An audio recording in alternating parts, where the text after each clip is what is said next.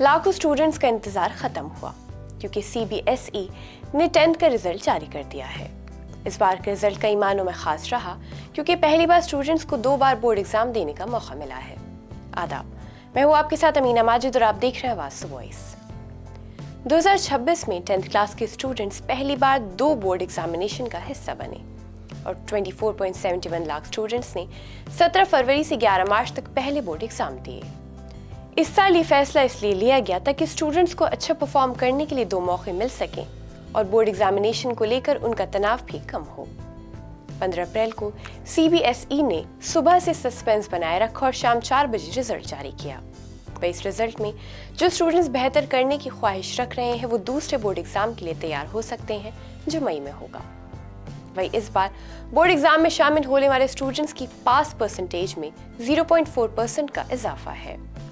लड़कियों का पास परसेंटेज 94.99 रहा, पिछले साल ही 95 था। वही 92.69 लड़के पास हुए और पिछले साल ये आंकड़ा 92.63% था। ट्रांसजेंडर स्टूडेंट्स का रिजल्ट 87.50 रहा, पिछले साल ये 95 था। इस बार जवाहर नवोदय विद्यालय को पीछे छोड़ते हुए सबसे आगे केंद्रीय विद्यालय रहा जिससे 99.57 स्टूडेंट्स पास हुए और पिछले साल ये आंकड़ा 99.45 था।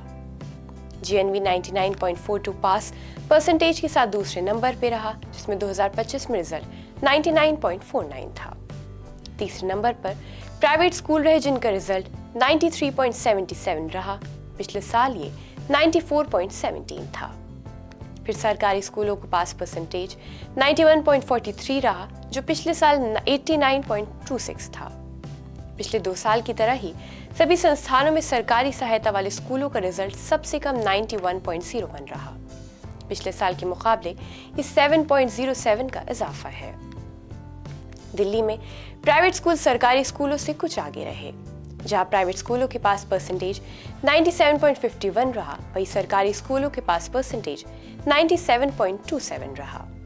वही विदेशी स्कूलों में पढ़ने वाले स्टूडेंट्स का पास परसेंटेज इस साल 0.53 बढ़ा है। वही CBSE इस साल भी 10th और 12th की मेरिट लिस्ट नहीं जारी करेगा। बोर्ड ने कहा है कि सिर्फ टॉप 0.1 स्टूडेंट्स का मेरिट सर्टिफिकेट मिलेगा।